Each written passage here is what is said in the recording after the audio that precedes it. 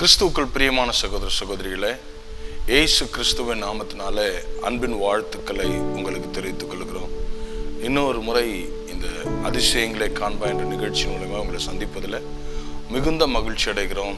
மெய்யாகவே கர்த்தர் இந்த நாளில் நீங்கள் சந்திக்கிற எல்லா போராட்டங்களுக்கும், எல்லா பிரச்சனைகளுக்கும், எல்லா கண்ணீரின் பாதைகளுக்கும், வேதனைக்கு மத்தியில் வாழ்ந்து கொண்டிருக்கிற உங்கள் வாழ்க்கையில் தேவன் இன்றைக்கு நிச்சயமாய் ஒரு பெரிய அற்புதத்தை செய்வாராக. இந்த நாளும் இந்த நிகழ்ச்சியின் மூலமா உங்களை சந்திப்பதில் மிகுந்த மகிழ்ச்சி அடைகிறோம். உங்களை கர்த்தர் இன்றைக்கு ஒரு பெரிய வித்தியாசத்தை உண்டாக்கும்படி உங்கள் வாழ்க்கையில் நீங்கள் எப்பேற்பட்ட பிரச்சனைகள் உங்களுக்கு தெரியாது, ஆனால் ஆண்டவர் உங்கள் சூழ்நிலையை அறிந்திருக்கிறபடினால வாக்கு தத்தங்களை கர்த்தர் கொடுக்கிறார். அந்த வாக்கு தத்தங்களை நீங்கள் சொந்தமாக்கி உங்களுக்கென்று நீங்கள் வைத்து ஜெபிக்கும் போது உண்மையாகவே சொல்லுகிறேன், உங்கள் வாழ்க்கையில் மிக பெரிய மாற்றங்களை கர்த்தர் செய்வார். அன்பான தேவஜனமே, கிறிஸ்துவுக்குள் பிரியமானவர்களே, உங்கள் வாழ்க்கையில் ஒரு காரியத்தை உண்மையாய் நம்ப பழங்கள். கர்த்தருடைய வாக்கு தத்தம் நிச்சயமாய் என் வாழ்க்கையில் நிறைவேறும் என்கிற எண்ணத்தில் நீங்கள் எதை பார்த்தாலும், எதை காரியங்களை செய்தாலும் அந்த நம்பிக்கையோடு செய்யும்போது நிச்சயமாகவே கர்த்தர் பெரிய காரியங்களை செய்வார். நம் வசனங்கள் கேட்கிறதில் மாத்திரமல்ல, அதை விசுவாசித்து அதை நம்பிக்கையோடு வைத்து அந்த வார்த்தை என் வாழ்க்கையில நிச்சயமாய் ஒரு பெரிய மாற்றத்தை உண்டாக்குவதற்கே தேவன் கொடுத்திருக்கிறார் என்கிற நீங்கள் நிச்சயத்தின் நம்பிக்கைக்குள்ள வரும்போது அந்த வார்த்தை உங்கள் வாழ்க்கையை மாற்றும். இன்றைக்கும் விசுவாசத்தோடு நம்பிக்கையோடு சொல்கிறேன், உங்கள் வாழ்க்கையில் நீங்கள் சந்திக்கிற சகல காரியத்திற்கும், சகல பிரச்சனைகளுக்கும், தொழிலாக இருக்கலாம், அல்லது குடும்பத்தின் ஆசீர்வாதமாக இருக்கலாம், பிள்ளைகளுடைய வாழ்க்கையின் மேன்மைக்காக இருக்கலாம், திருமண தடைகள் அல்லது குழந்தை பாக்கியம் இல்லாத காரியங்கள் எதுவாக இருக்கலாம், எல்லாவற்றிலிருந்து கர்த்தர் உங்களுக்கு நிச்சயமாய் ஒரு விடுதலையை தருவார். நம் தேவன் விடுவிக்கிறவர், விடுதலை நாயகர். அவருக்கு ஒரு பெயர் உண்டு. இந்த பூமியில சுற்றி திரிந்த போது நன்மை செய்கிறவராய் சுற்றி திரிந்தார் என்று வேதம் சொல்லுகிறது. எப்பேற்பட்ட வியாதியா இருக்கலாம், காரியங்களா இருக்கலாம், அது அவருக்கு லேசான காரியம். கிறிஸ்துக்குள் பிரியமான தேவஜனமே, இன்றைக்கும் இந்த சத்தத்தை கேட்டுக்கொண்டிருக்கும் வாழ்க்கையில கர்த்தர் நிச்சயமாய் ஒரு அற்புதத்தை செய்வார் என்கிற நம்பிக்கையோடு பார்ப்பீர்கள் என்றால், இந்த நிகழ்ச்சி முடிந்து உங்களுக்காக ஜெபிக்கும் போது கர்த்தர் உங்கள் வாழ்க்கையில பெரிய மாற்றங்களை செய்வார். நிச்சயமாய் அவரால் செய்ய முடியாத காரியம் என்று இந்த உலகத்துல ஒன்றுமே இல்லை. இந்த பூமியில இந்த வேதத்துல சொல்லியிருக்கிற சகல வாக்கு தத்தங்களும் அவர் நிறைவேற்றி இருக்கிறார். ஒரே ஒரு வாக்கு தத்தத்தை மட்டும்தான் அவர் நிறைவேற்றல. இயேசு கிறிஸ்து மரிக்கும் போது, அந்த சிலுவையில ஏறும்போது, பிதாவே ஏன் என்னை கைவிட்டீர் என்று சொல்லும் போது அவர் கைவிட்டார். எதற்கு தெரியுமா? உங்களையும் என்னையும் கரம் பிடிப்பதற்காக. இந்த உலக ரட்சகரின் ரத்தத்தினால நீங்கள் நான் கழுவப்பட்டு இன்றைக்கு அந்த ரத்தத்தின் மூலமா வந்திருக்கிற சகல ஆசீர்வாதங்களையும் சகல நன்மைகளையும் நாம் பெற்றுக்கொள்ளும்படியாய் தேவன் உங்களையும் என்னையும் அழைத்திருக்கிறார். நிச்சயமாகவே நீங்கள் ஆசீர்வதிக்கப்பட்டுள்ளார்கள். இன்றைக்கும் கர்த்தர் இருதயத்தில் வைத்த ஒரு வார்த்தை உங்களுக்காக நான் வாசிக்கிறேன். நிச்சயமாக அது உங்கள் வாழ்க்கையில் பெரிய மாற்றத்தை உண்டாக்கும். யோசுவாவின் சரித்திர புஸ்தகம் 3ஆம் அதிகாரம் 7ஆம் வசனம் உங்களுக்காக வாசிக்கிறேன். கர்த்தர் யோசுவாவை நோக்கி, நான் மோசேயோடு இருந்தது போல உன்னோடும் இருக்கிறேன் என்பதை இஸ்ரவேலர் எல்லாரும் அறியும்படிக்கு இன்று அவர்கள் கண்களுக்கு முன்பாக உன்னை மேன்மைப்படுத்துவேன். அல்லேலூயா. கிறிஸ்துக்குள் பிரியமான தேவஜனமே, யோசுவாவை குறித்து பார்ப்போம் என்றால், அவன் பெரிய ஆசாரியன் அல்ல, இதற்கு முன்பாக பெரிய காரியங்களை செய்தவனும் அல்ல. யோசுவா புஸ்தகத்துக்கு முன்பாக மோசே இருக்கிற வரைக்கும் 3 முறை மோசே யோசுவானிடத்தில் இந்த வார்த்தைகளை சொல்கிறான், கர்த்தர் உன்னை தெரிந்திருக்கிறார் என்று. ஒரு வாக்குத்தத்தமாய் யோசுவாவோடு சொன்னான். மோசே மரித்த பிறகு யோசுவாவின் வாழ்க்கையில 3 முறை தேவன் இடைப்படுகிறார். தேவன் இடைப்பட்டு இதே காரியத்தை சொல்லுகிறார், நான் உன்னை மேன்மையாக வைப்பேன், நான் உன்னை மேன்மையாக வைப்பேன். இன்றைக்கு இந்த நிகழ்ச்சியை பார்த்து கொண்டிருக்கிற தேவஜனமே, கொஞ்சம் கவனத்தை சிதறாமல் பாருங்க. உங்க வாழ்க்கையில இன்றைக்கு ஆண்டவர் ஒரு பெரிய ஆசீர்வாதத்தை தரப்போகிறார். இன்றைக்கு நிச்சயமாய் உங்கள் வாழ்க்கையில ஒரு பெரிய மாற்றத்தை நீங்கள் பார்க்க போகிறீர்கள். நீங்கள் சந்திக்கிற சகல காரியத்திலிருந்து ஒரு பெரிய விடுதலையை இன்றைக்கு நீங்கள் நிச்சயமாய் அனுபவிப்பீர்கள். நான் விசுவாசத்தோடு நம்பிக்கையோடு இந்த வார்த்தையை சொல்கிறேன். கைவனுடைய வார்த்தை ஒரு நாளும் பொய்யாய் போகாது. அது அனுப்பின காரியத்தை நிச்சயமாய் செய்து முடிக்கும் என்கிற நம்பிக்கையோடு நீங்கள் செயல்பட்டு பாருங்க. யோசுவா ஒரு பெரிய நபர் கிடையாது. இதற்கு முன்பாக இஸ்ரவேல் ஜனங்கள் கிட்டத்தட்ட 29 லட்சம் ஜனங்கள் எகிப்திலிருந்து புறப்பட்டு வரும்போது அதோடு கூட யோசுவா இருந்தான். நீங்க இந்த சரித்திரத்தை வாசித்து பார்த்தீங்கன்னா, இஸ்ரவேல் எகிப்திலிருந்து புறப்பட்டதுல யோசுவா காலேபை தவிர வேறு ஒருவரும் கானான் தேசத்துக்குள்ள பிரவேசிக்கவே இல்லை. மற்ற எல்லாருடைய பிள்ளைகள் சந்ததிகள் தான் கானானுக்குள்ள வந்தது. ஆனால் எகிப்துல புறப்பட்டதிலிருந்து ரெண்டே பேர் தான் யோசுவாவும் காலேபும் தவிர வேற யாரும் அதற்குள்ள பிரவேசிக்க முடியல. அப்படிப்பட்ட ஒரு சூழ்நிலையில யோசுவா மோசே இருந்த வரைக்கும் மோசே எல்லா காரியத்தையும் பார்த்து கொண்டிருந்தான். கர்த்தர் மோசையோடு பேசுவாரு, அவன் வருவான், காரியங்களை சொல்லுவான், ஜனங்களுக்கு இப்படிப்பட்ட காரியங்கள் நடக்கும் என்று சொல்லுவான். அந்த காரியத்தை ஜனங்க செய்வாங்க. அப்ப கர்த்தர் அந்த காரியத்தை வாய்க்க பண்ணுவார். அப்போ இந்த ஜனங்கள் எல்லாம் மோசையை ஒரு தலைவனாய் ஏற்றுக்கொண்டு அவனுக்கு கீழே கட்டுப்பட்டு வந்து கொண்டிருக்கிறது இந்த ஜனம். அப்போ கர்த்தர் மோசேயின் காலத்தை முடித்த பிறகு ஒருவனை எழுப்புவதற்கென்று தீர்மானித்து யோசுவாவை கர்த்தர் தெரிந்தெடுக்கிறார். அன்பான தேவஜனமே, உங்க வாழ்க்கையில் நான் சொல்லுகிறேன், இந்த நிலைமையில நீங்கள் ஆண்டவர் என்று நீங்கள் அறிந்து கொண்டதின் நோக்கம் நீங்களும் நான் செய்த புண்ணியத்தினாலேயோ நன்மையினால அல்ல, தேவன் உங்களையும் என்னையும் தாயின் கருவதில் தெரிந்து கொண்டபடியினால. கிறிஸ்துக்குள் பிரியமான தேவஜனமே, இன்றைக்கு தெளிவாய் உங்களோடு பேச விரும்புகிறேன். உங்களை கர்த்தர் முன்குறித்திருக்கிறதுனால தான் அவரை ஆராதிக்கும்படியாய் கர்த்தர் உங்களை வைத்திருக்கிறார். இன்றைக்கும் ஒருவேளை இந்த பூமியில நான் எல்லாராலும் புறக்கணிக்கப்பட்டிருக்கலாம், ஒரு மதிக்கத்தக்க இடத்துல நீங்கள் நான் இல்லாமல் இருக்கலாம், எல்லாரும் ஆசீர்வாதமாய் பார்க்கிற இடத்துல நீங்கள் நான் இல்லாமல் இருக்கலாம். ஆனால் கர்த்தர் இன்றைக்கு உங்களை தெரிந்திருக்கிறதின் நோக்கத்தை சகல ஜனங்களும் காணும்படி, நான் திரும்ப சொல்லுகிறேன், கிறிஸ்துக்குள் பிரியமானவர்களே, நீங்கள் எப்படிப்பட்ட பிரச்சனைக்கு என்று தெரியாது, ஆனால் இன்றைக்கு கர்த்தர் உங்களை தெரிந்திருக்கிறார் என்பதை நீங்க சரியா புரிஞ்சுக்கிட்டீங்கன்னா, சரியா தெரிஞ்சுக்கிட்டீங்கன்னா, கர்த்தர் உங்கள் வாழ்க்கையில் நடத்துகிற விதங்கள் வித்தியாசமா இருக்கும். நிறைய பேருக்கு இதான் கவலை, என்னை யாரும் ரெக்கக்னைஸ் பண்ணல, யாரும் என்னை கவனிக்க மாட்டாங்க, எனக்கு அங்கீகாரம் இல்லை, என் வாழ்க்கையில ஒருவரும் எனக்கு துணையாய் நிற்கல என்று சொல்லுகிற வார்த்தைகள் தான் நம்ம அதிகமாய் கேட்டிருக்கிறோம். ஆனா இன்றைக்கு சொல்லுகிறேன், இந்த இயேசு உங்களை தெரிந்திருக்கிறார். இந்த இயேசு கிறிஸ்து உங்களை அறிந்திருக்கிறதுனால நிச்சயமாய் அன்றைக்கு யோசுவாவோடு இருந்த கர்த்தர், யோசுவாவோடு இருந்த இயேசு கிறிஸ்து இன்றைக்கு உங்களோடும் இருக்கிறார். இந்த நிகழ்ச்சியை பார்க்கும் போதே உங்களுக்கு ஒரு பெரிய நம்பிக்கை வரட்டும். என் தேவன் என்னை தப்புவிக்க வல்லவர், என் தேவன் என்னை ஆசீர்வதிக்க வல்லவர். அல்லேலூயா. அன்பான தேவஜனமே, இந்த யோசுவா தெரிந்து கொண்ட போது யாரும் அங்கீகரிக்கலங்க, அவனை ஒருத்தரும் அங்கீகரிக்கல. இன்னைக்கு உங்க வாழ்க்கையில் அப்படிதான், அப்படிப்பட்ட சூழ்நிலை கடந்து வரலாம். எல்லாரும் உங்களை ஏளனமாய் பார்க்கலாம், எல்லாம் உங்களை ஒரு மாதிரி பார்க்கலாம், ஒருவரும் உங்களை அங்கீகரிக்காமல் இருக்கலாம். ஆனால் ஒரு நாளும் கவலைப்படாதீங்க, இந்த உலகம் உங்களை புறக்கணித்திருக்கலாம், கர்த்தர் உங்களை அங்கீகரித்திருக்கிறார். பாருங்க, அவனை சொல்றாரு, கர்த்தர் அழைச்சிட்ட போது 1ஆம் அதிகாரம் 5ஆம் வசனத்தை சொல்றாரு, நான் உன்னை விட்டு விலகுவதும் இல்லை, உன்னை கைவிடுவதும் இல்லை. 3 முறை யோசுவாவின் வாழ்க்கையில ஆண்டவர் நேரடியாய் அவனோடு பேசுகிறார். நான் உன்னை விட்டு விலக மாட்டேன், நான் உன்னை கைவிட மாட்டேன் என்று. இந்த பூமியில ஒருவரும் சொல்ல முடியாத வார்த்தைகள் இவைகள். கணவரா இருக்கலாம், மனைவியா இருக்கலாம், பிள்ளைகளா இருக்கலாம், யாரா இருந்தாலும் நம்மளை விட்டு ஒரு நாள் போய்தான் ஆகணும். ஆனா ஆண்டவர் மட்டும்தான் இந்த வார்த்தையை சொல்ல முடியும், நான் உன்னை விட்டு விலகுவதில்லை, உன்னை கைவிடுவதில்லை. நீங்க எந்த சூழ்நிலையில இருந்தாலும், கிறிஸ்துக்குள் பிரியமானவர்களே, இன்றைக்கு பாரத்தோடு வேதனையோடு உட்கார்ந்து கொண்டிருந்தாலும் உங்களோடும் கர்த்தர் இருக்கிறார் என்பதை புரிந்து கொள்ளுங்க. நீங்க புரிஞ்சுக்கிட்டீங்கன்னா உங்க வாழ்க்கை மிக வித்தியாசமா இருக்கும், மிக வித்தியாசமா இருக்கும். பாருங்க, யாருமே அங்கீகரிக்கல யோசுவாவை. அவன் வருகிறான், அந்த திடீரென்று அவனுக்கு ஒரு பொறுப்பு கொடுக்கப்படுகிறது. இதுவரைக்கும் அவனும் மோசையை சார்ந்தான் நின்றவன், மோசையை சார்ந்தே வந்திருந்தவன். ஆனால் திடீரென்று மோசே மரித்த போது யோசுவாவின் மேல ஒரு பெரிய பாரம் வைக்கப்படுகிறது. இன்றைக்கும் சில குடும்பங்கள் இதை பார்த்து கொண்ட குடும்பங்கள், உங்கள் தகப்பனார்கள் அல்லது உங்களை நடத்தி வந்தவர்கள் மரித்து போயிருக்கலாம், அல்லது உங்களை கைவிட்டு இருக்கலாம். நீங்க நினைக்கலாம், இனி யார் எங்களை நடத்துவார் என்று.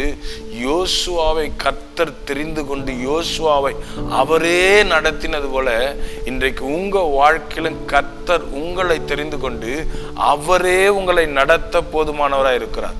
ஒரு காரியத்தை குறித்து பயப்படாதீங்க. ஒரு காரியத்தை குறித்து, எதிர்காலத்தை குறித்து கலங்கி நிற்காதீங்க. உங்களை அழைத்தவர் நிச்சயமாய் நடத்துவார். பாருங்க எவ்வளவு அருமையா சொல்றாரு பாருங்களேன். அவரை தெரிந்து கொண்ட உடனே இப்படிப்பட்ட வார்த்தைகள் ரொம்ப வித்தியாசமா இருக்கிறது. அதுல சொல்லப்படுகிறது, உன்னை தெரிந்து கொண்டேன், உன்னை மேன்மைப்படுத்துவேன்னு சொல்லியிருந்தா கூட பரவாயில்ல. அவர் சொல்றார், இந்த இஸ்ரவேல் ஜனங்களின் கண்களுக்கு முன்பாக. எப்படிப்பட்ட கண்கள்? இதுவரைக்கும் யோசுவாவை எப்படி பார்த்திருக்கோம் அந்த கண்கள் யோசித்து பாருங்க. ஒரு ஏளனமாய் பார்த்த கண்கள், அவனை ஒரு பெரிய தலைவனாய் பார்க்க முடியாதபடிக்கு. ஒருவேளை ஆண்டவர் அவனை அங்கீகரித்திருக்கலாம், நீ தான் இதை நடத்த போற. ஆனா இந்த ஜனங்க எப்படி அங்கீகரித்திருப்பாங்கன்னு தெரியல. நான் நினைக்கிறேன் இந்த ஜனங்க ஒரு பெரிய அங்கீகாரத்தை யோசுவா கொடுத்திருக்க மாட்டாங்க. அதனாலதான் கர்த்தர் சொல்றாரு, இந்த கண்களுக்கு, இஸ்ரவேலின் ஜனங்களுக்கு கண்களுக்கு முன்பாக. ஏன்னா அவர்கள் பார்வை இவனை ஏளனமாய் பார்த்திருக்கலாம். அவர்கள் பார்வை, யோசுவா தானே, இது வரைக்கும் நம்ம கூட இருந்தவன் தானே, நம்மளோடு வந்தவன் தானே, இன்னைக்கு மோசே போனதால ஏதோ இவனுக்கு ஒரு பதவி வந்துருச்சு, ஏதோ ஒரு காரியம் வந்துருச்சுன்னு ஏளனமாய் பார்த்திருக்கலாம், துச்சமா எண்ணிருக்கலாம். இவனா நடத்த போறான், மோசே எவ்வளவு பெரிய ஆளு, அவர் நடத்தினாரு, கர்த்தரோட பேசுறவர் அவரு, அவர் நம்மளை நடத்தலாம், இவன் எப்படி நம்மளை நடத்த முடியும்? யோசுவா எப்படி நம்மளை நடத்த முடியும்? ஒருவேளை கானானுக்குள்ள போனா நல்ல செய்திகளை பார்த்தா, நல்ல காரியங்களை பார்த்தா வந்து விசுவாசமா சொன்னா அப்படின்னு நினைத்திருக்கலாம். ஆனா அந்த கண்களுக்கு முன்பாக, கிறிஸ்துக்குள் பிரியமானவர்களே, பாரத்தோடு உங்களோடு பேசிக் கொண்டிருக்கிறேன், இந்த இஸ்ரவேலின் கண்களுக்கு முன்பாக, அந்த இடத்துல உங்க சூழ்நிலையை போட்டுக்கொள்ளுங்க. இந்த ஜனங்களுக்கு முன்பாக, இந்த காரியங்களுக்கு முன்பாக, இந்த பிரச்சனைகளுக்கு முன்பாக, ஏளனமாய் பார்க்கிற இந்த ஜனங்களுக்கு முன்பாக கர்த்தர் உங்களை மேன்மைப்படுத்துவார். அல்லேலூயா. இந்த கண்கள் ஏளனமாய் பார்க்கிற கண்கள், அவமானமாய் பார்க்கிற கண்கள் தான், நிந்திக்கிற கண்கள் தான், பயங்கரமான கண்கள் தான், எப்போ நம்ம விழுவோம் என்று பார்த்து காத்து கொண்டிருக்கிற கண்கள் தான். ஆண்டவர் சொல்றார், இந்த கண்களுக்கு முன்பாக. யோசுவாவை எத்தனை பேர் அலட்சியமாய் நினைத்தாங்கன்னு தெரியாது. அந்த அலட்சியமாய் பார்த்த கண்களுக்கு முன்பாக கர்த்தர் சொல்றார், நான் உன்னை மேன்மைப்படுத்துவேன். அல்லேலூயா. இன்றைக்கு அதே வார்த்தை உங்களுக்கு சொந்தமாய் சொல்லுகிறேன்.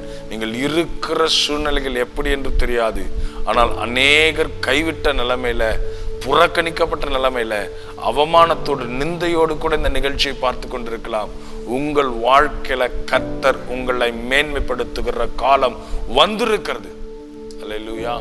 அன்பான தேவஜனமே, ஏன் யோசுவா கர்த்தர் அப்படி ரொம்ப ஸ்ட்ராங்கா தெரிந்து கொண்டார்னு பாருங்க. அவனுடைய காரியங்கள் எல்லாம், அவனுடைய நம்பிக்கை எல்லாம் கர்த்தர் மேல இருந்தது. 12 பேர் வேவு பார்க்க போனாங்க கானானுக்குள்ள. ராட்சதர்கள் இருந்தார்கள், காரியங்கள் இருந்தது. ஒரே காட்சியை 12 பேரும் பார்க்கறாங்க. ஒரு பெரிய திராட்சை கொலைய 2 பேர் கொம்பு வச்சு தூக்கிட்டு போறாங்க. ஒரே காட்சி தான். 10 பேர் பார்த்து சொன்னாங்க, அங்க பெரிய நன்மை உள்ள காரியங்கள் நடக்கிறது, பழங்கள் பெரிதா இருக்கிறது, ஆசீர்வாதங்கள் பெரிதா இருக்கிறது. ஆனால் அந்த மனிதர்களும் பெரிதா இருக்கிறார்கள், அவருக்கு மேற்கொள்வது கடினம். இவர்கள் கண்கள் மாமிசத்தின் கண்கள், இவர்கள் கண்கள் கர்த்தரை நம்பாத கண்கள். உருவத்தை பார்த்தாங்க, சூழ்நிலைகளை பார்த்தாங்க, சந்தர்ப்பங்களை பார்த்தாங்க, சொன்னாங்க நன்மைதான், நன்மையான தேசம்தான், ஆனா அதை சுதந்திரிக்க முடியாதபடிக்கு மகா பெரிய ஆட்கள் அங்க இருக்கிறார்கள் சொன்னாங்க. ஆனா அதே காட்சியை பார்த்த 2 பேர், யோசுவாவும் காலேபும், பாருங்க, இந்த 10 பேர் சேர்ந்து ஜனங்களை குழப்பி விட்டாங்க, வேதனைக்குள்ள மாத்தினாங்க, நம்பிக்கை இழக்க வச்சாங்க, ஒரு ஆசீர்வாதம் இல்லாத ஒரு நிலைமைக்குள்ள கொண்டு போக வச்சாங்க. ஆனா இந்த 2 பேர் அதே காட்சியை பார்த்தாங்க. ஆனா இவங்க சொல்றாங்க, நன்மைதான், கனிகளும் காய்களும் நிறைய பெருசுதான், தேசம் பாலும் தேனும் ஓடுகிற தேசம்தான். இவர்கள் சொன்னது போல அங்கே வாழ்கிற ராட்சதர்களும் பெரியவர்கள் தான். ஆனா நமக்கு கொடுத்த வாக்கு தத்தம் கர்த்தரிடத்திலிருந்து வந்திருக்கிறபடினால இவர்களை நம்மளால் ஜெயிக்க முடியும், அந்த கானானை சுதந்திரிக்க முடியும் என்கிற நம்பிக்கையான வார்த்தையை 2 பேர் தான் சொன்னாங்க. 2 பேர் தான் சொன்னாங்க. இன்னைக்கு ஒருவேளை இதை பார்த்து கொண்டிருக்கிற தேவஜனமே, உங்க சூழ்நிலை முழுவதும் வித்தியாசமா இருக்கலாம். நீங்கள் சந்தித்துக் கொண்டிருக்கிற பிரச்சனைகள் மிக பயங்கரமானதா இருக்கலாம். நீங்கள் கடந்து வருகிற பாதைகள் கடினமாயும் இறுக்கமாயும், சந்தோஷமே சமாதானமே ஒரு நன்மையே இல்லாத சூழ்நிலைக்குள்ள நீங்க கடந்து போயிருக்கலாம். போய்கொண்டிருக்கலாம். ஆனால் இன்றைக்கு வார்த்தை வருகிறது, நீங்கள் எப்போ விழுவீங்க, உங்கள் குடும்பம் எப்போ காலியாகும், நீங்க எப்போ அசிங்கப்படுவீங்க, எப்போ ஒரு மாதிரி ஒரு நிலைமைக்கு உங்கள் குடும்பம் போகும் என்று அநேக கண்கள் இன்றைக்கு பார்த்து கொண்டிருக்கலாம். ஆனால் அந்த கண்களுக்கு முன்பாக கர்த்தர் உங்களை இன்றைக்கு மேன்மைப்படுத்துவேன் என்று வாக்குத்தத்தம் பண்ணினவர் நிச்சயமாய் உங்களை மேன்மைப்படுத்துவார். என்ன வித்தியாசம் இந்த 10 பேருக்கு 2 பேருக்கும்? அவர்கள் சூழ்நிலைகளை பார்த்து நம்பிக்கை சூழ்நிலைகள் மேல வைத்தார்கள். இவர்கள் 2 பேர் சூழ்நிலைகளை பார்த்தாலும் நம்பிக்கையை கர்த்தர் பேர் வைத்தார்கள். இந்த சூழ்நிலைகள் பெரிதான், ஆனால் நம்மளை நடத்தி வருகிற தெய்வம் இந்த சூழ்நிலைகளை காட்டிலும் பெரிய தெய்வம். அவரால் செய்ய முடியாதது ஒன்றுமல்ல, இதை சாதாரணமாய் செய்து முடிப்பார் என்கிற விசுவாசம் இவர்களுக்குள்ள இருந்ததுனாலதான் யோசுவை கர்த்தர் செலக்ட் பண்ணார். இன்னைக்கு உங்க வாழ்க்கையில் நிறைய பிரச்சனைகள், நிறைய டைம் புலம்புறோம், நிறைய டைம் கர்த்தர் கேள்விகள் கேட்கிறோம்.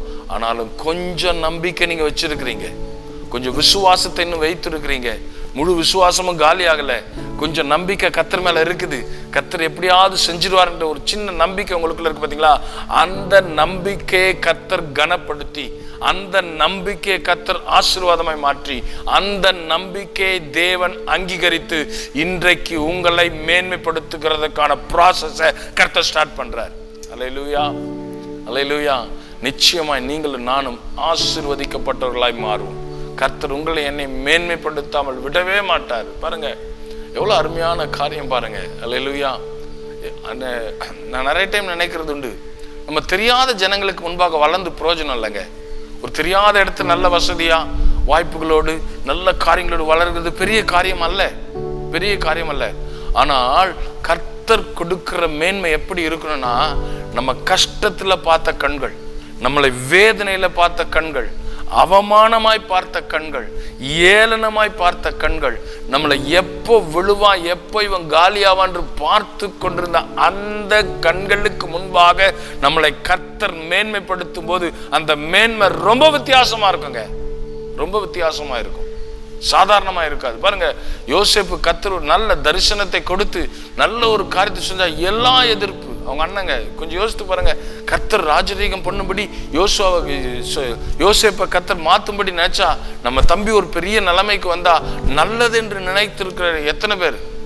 அவன் நல்ல நிலைமைக்கு வந்தா நம்மளையும் நிச்சயம் உயர்த்துவான், நமக்கு ஒரு வாய்ப்பு கிடைக்கும் சொன்னது எத்தனை பேர்? ஒருத்தர் கூட இல்லை. ஈவன் இஸ் ஃபாதர், அவனுடைய தகப்பன் கூட நம்பல. அவங்க அண்ணன்கள் அத்தனை பேரும் எதிர்த்தார்கள், கொலை செய்யும்படி பிளான் பண்ணாங்க. அல்லேலூயா. இவனை அற்பமாய் பார்த்த கண்கள், அவனுடைய சகோதரனுடைய கண்கள் இவனை அற்பமாய் பார்த்தது, தகப்புடைய கண்கள் அற்பமாய் பார்த்தது. போத்திபார் வீட்டுல இருக்கும்போது போத்திபாரின் ஆட்கள் அவனை அற்பமாய் பார்த்திருக்கலாம், சிறைச்சாலைக்குள்ள போடும்போது சிறைச்சாலைகளை அற்பமாய் பார்த்திருக்கலாம். ஆனால் ஒரு தெரியுமா, அதே கண்களுக்கு முன்பாக கொஞ்சம் யோசித்து பாருங்க, போத்திபார் மனைவி இவனை எவ்வளோ பெரிய துரோகி என்று பழி செலுத்தி அவனை சிறைச்சாலைக்குள்ள அனுப்பினான். ஆனால் அவளையும் போஷிக்கும்படியாய் கர்த்தர் அந்த யோசேப்பை தான் வைத்தார். அவன் எவ்வளவு வெக்கப்பட்டிருப்பா யோசித்து பாருங்க. இவன் உயர்ந்து நிற்கும் போது, அவன் கிட்ட போஷிப்பை வாங்கும் போது அவருடைய இருதயம் எப்படி உடைஞ்சு போயிருக்கும், எப்படி கூனி குறுகி நின்றுப்பா. அல்லேலூயா. இன்னைக்கு சொல்றேங்க, உங்களை அவமானப்படுத்தணும், நிந்தையில வைக்கணும், உங்களை கேவலப்படுத்தணும் நினைத்த அதே கண்களுக்கு முன்பாக கர்த்தர் உங்களை மேன்மைப்படுத்துவார்.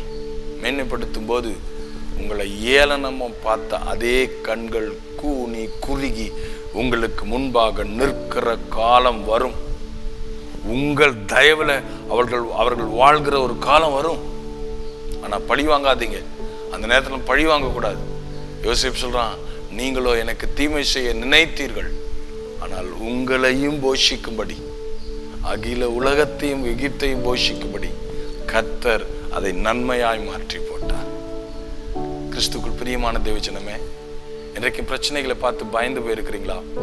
போராட்டங்களை பார்த்து பயந்து போயிருக்கிறீங்களா? முடிஞ்சது கதை நினைச்சிருக்கீங்களா? இல்லைங்க, இல்லை. கர்த்தர் உங்களை வாளாக்காமல் தலையாக்க போகிறார். கீழாகாமல் மேலாவீர்கள். அல்லேலூயா. நிச்சயமாக ஒரு ஆசீர்வாதம் காத்திருக்கிறது, நிச்சயமாக ஒரு மேன்மை காத்திருக்கிறது, நிச்சயமாக ஒரு உயர்வு காத்திருக்கிறது. அல்லேலூயா. பாருங்க, அவர் செய்யற காரியங்கள் ரொம்ப வித்தியாசமா இருக்குங்க. யோசேப்புக்கு சொல்றார், ஆசாரியத்தில் பெட்டியை கொடு, அவங்கள் கால்களை வைக்க சொல்லு, யோர்தான் கரை புரண்டு ஓடுகிறது. நான் சொல்றேன், இதே யோர்தானை கடந்து தான் போய் அவங்க வேவு பார்த்தானுங்க. அப்ப அவ்வளவு தண்ணீர் இல்லை, அவ்வளவு தண்ணீர் இல்லை. கிறிஸ்துக்குள் பிரியமானவர்களே, நம்மளை கர்த்தர் ஆசீர்வதிக்கும் போது பிரச்சனை பெருசாதான் நிற்கும். இதுவரை இல்லாத பிரச்சனைகள் பயங்கரமா நிற்கிறத போல தோணும். ஏன்னா அப்பதான் உங்களோடு இருக்கிறவர் யார் என்பதை அவரால் காண்பிக்க முடியும்.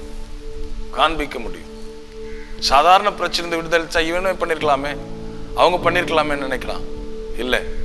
ஆனா பிரச்சனைகள் பெரிதாகும் போது கர்த்தருடைய வல்லமை பெரிதாகும், கர்த்தருடைய மகிமை பெரிதாகும், அவருடைய ஆசீர்வாதங்கள் பெரிதாகும். அப்பதான் இந்த ஜனங்களுக்கு தெரியும் உங்களோடு இருக்கிறவர் யார் என்று, உங்களோடு இருக்கிறவர் யார் என்று. பாருங்க, ஒரே அதிகாரம் தான்.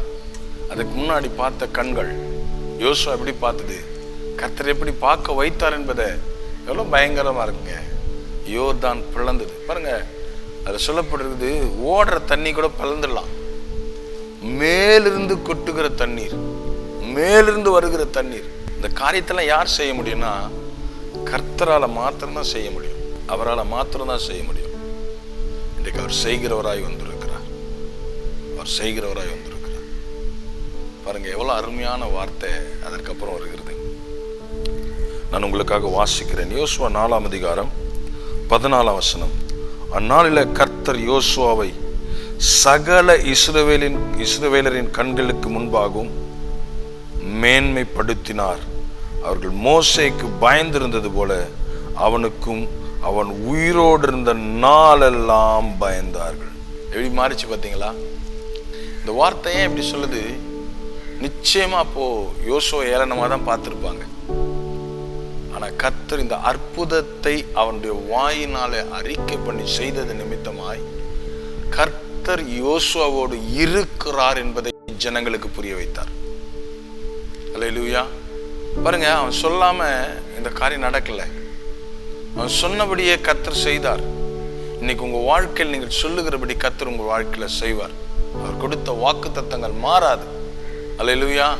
பாருங்க, அவன் வாயினால சொன்ன காரியத்தை கர்த்தருடைய கரத்தினால நிறைவேற்றின போது கர்த்தர் யோசுவாவோடு இருக்கிறார் என்பதை சகல ஜனங்களும் புரிந்து கொண்டார்கள். சகல ஜனங்களும் புரிந்து கொண்டார்கள். அவர்கள் புரிந்து கொண்டதுனால ஒரு நாள் 2 நாள் இல்லைங்க, அவன் உயிரோடு இருந்த நாளெல்லாம் அவனுக்கு பயந்துருந்தாங்க. கர்த்தருடைய பிள்ளைகளை பார்த்து பயப்படணும். பயப்படணும், ரவுடிசம் பண்ணக்கூடாது. அல்லேலூயா. அடிக்கிறது அப்படி இல்லை. கர்த்தர் நம்ம கூட இருக்கிறார், கர்த்தர் உங்க கூட இருக்கிறார் அப்படின்னு நமக்கு எதிராக பேசுறதுக்கு யோசிக்கணும்.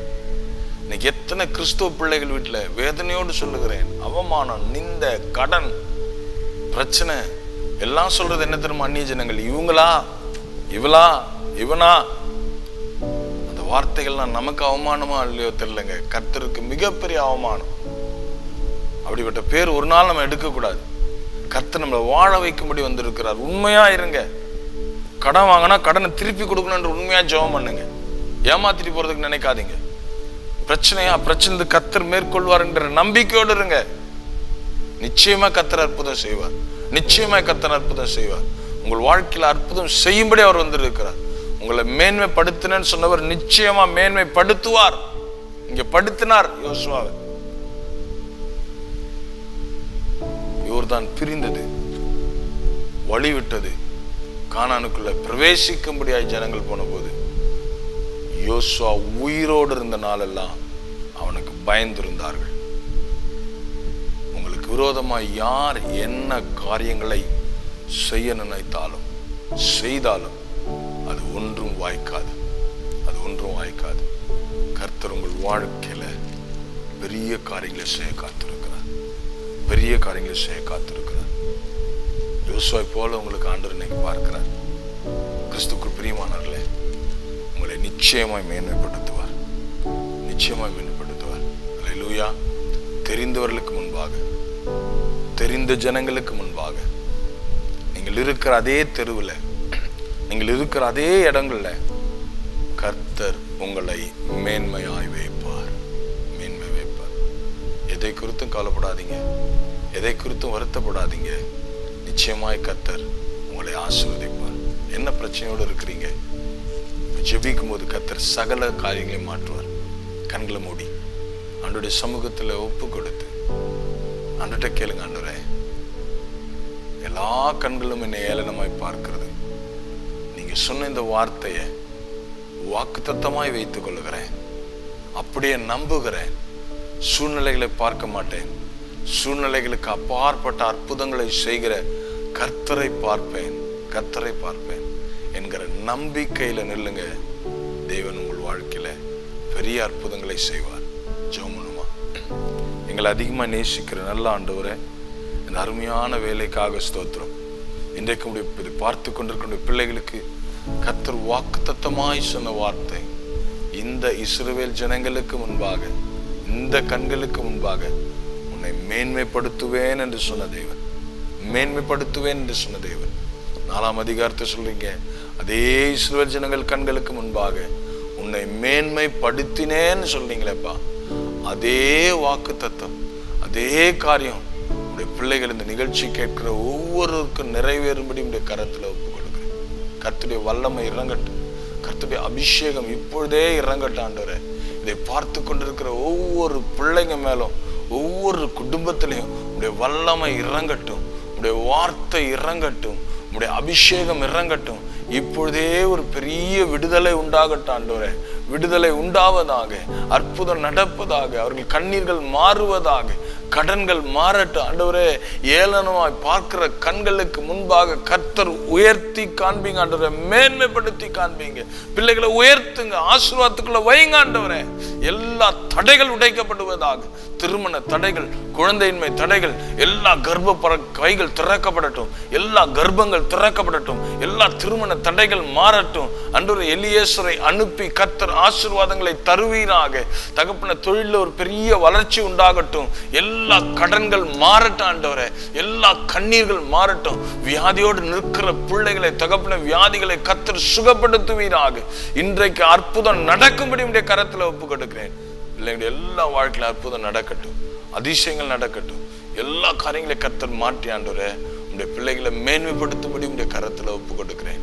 இனி உடைய பிள்ளைகள் தாழ்ந்து போகாதபடிக்கு, வெறுமனே நிற்காதபடிக்கு, பயந்து போகாதபடிக்கு, தலை குனிந்து நிற்காதபடிக்கு தலைகளை உயர்த்தி நிறுத்துவீராக, உயர்த்தி நிறுத்துவீராக. என் தேவன் இவர்களை ஆசீர்வதிப்பீராக. சகல கஷ்டங்களும் மாறுவதாக, அற்புதங்கள் நடக்கும்படி உடைய கரத்துல ஒப்பு கொடுக்கிறேன். இப்பொழுதும் என்னோடு இணைந்து ஜெபிக்கிற ஒவ்வொரு பிள்ளைங்க வாழ்க்கையில ஒரு பெரிய மாற்றம் வரட்டும் ஆண்டவரே. சாட்சி சொல்லட்டும், நல்ல சாட்சிகளை நிறுத்துங்க, பெரிய காரியங்களை கத்து செய்யுங்க. யோசேப்பை உயர்த்தினவர் பிள்ளைகளை உயர்த்தும்படி உடைய கரத்துல ஒப்பு கொடுக்கிறேன். ஆசீர்வதிங்க. இயேசு கிறிஸ்துவின் நாமத்துல ஜெபிக்கிறோம் நல்ல பிதாவே, ஆமென்.